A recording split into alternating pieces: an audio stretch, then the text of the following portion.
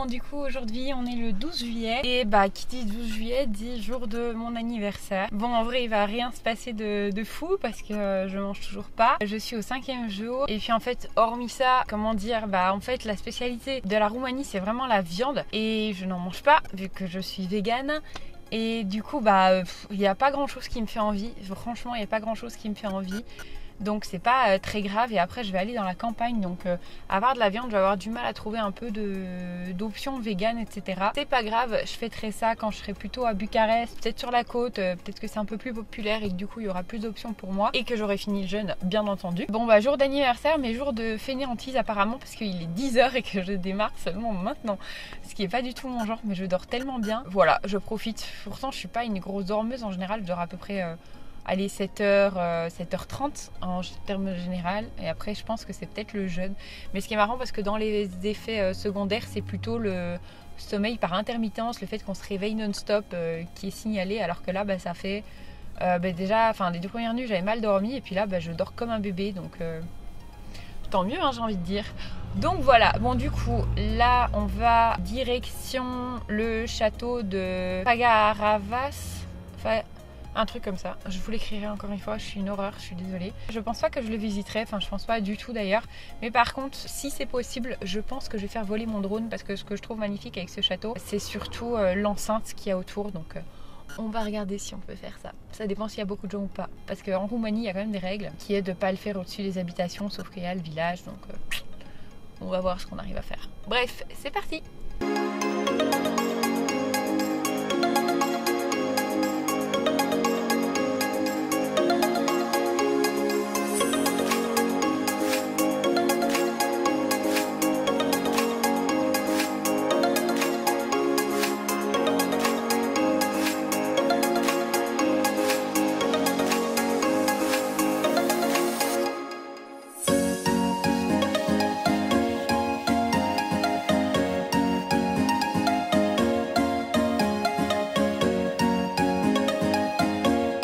Bon les gars, nous voici arrivés à Vișcri, un des villages les plus authentiques de toute la Roumanie.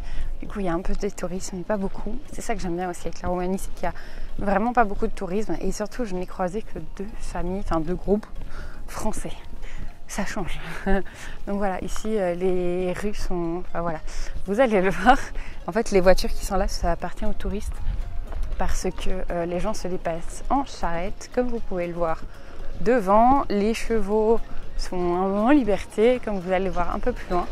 C'est vraiment nature peinture, donc on va faire un petit tour ici.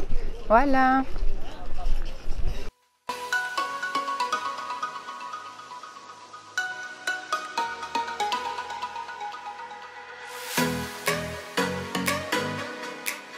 Hello les gens, je viens d'arriver à Sighișoara. Je sais pas si on prononce comme ça, mais en tout cas c'est comme ça que j'ai envie de le prononcer. C'est magnifique comme ville, alors je n'ai pas fait grand chose là pour l'instant, je pars seulement, il est 16h15. En fait j'ai fait le temps d'arriver et presque 1 heure en fait.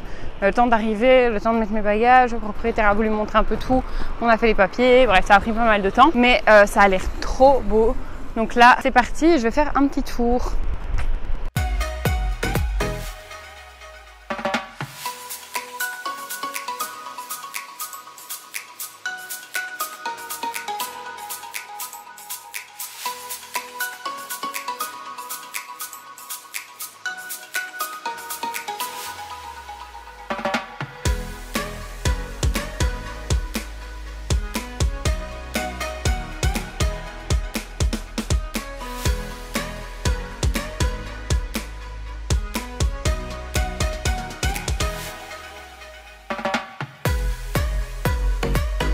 Alors pour faire la petite histoire, donc là vous avez la tour de l'horloge avec une horloge. Voilà, en gros, et en bas il y a le musée d'histoire. Et ici en bas, vous avez la maison où est né Vlad Tepes.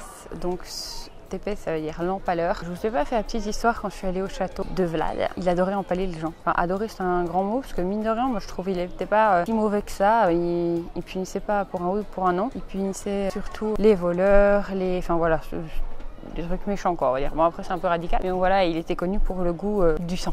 Donc voilà, et C'est de lui qu'est née l'histoire de Dracula, même si Bram Stoker n'a jamais mis les pieds en Roumanie ou dans l'est de l'Europe. Il en a entendu parler et est née l'histoire de Dracula. Donc voilà. Et d'ailleurs, le château de Dracula, apparemment, parce que je vous dis ça, j'ai jamais vu, est basé d'un château dans le Yorkshire. Donc rien à voir. Voilà. Et sinon, j'adore cette petite ville, elle est très colorée. Beaucoup de pentes, par contre, c'est fatigant. Et beaucoup de gosses, enfin de jeunes. Mais c'est vraiment cool.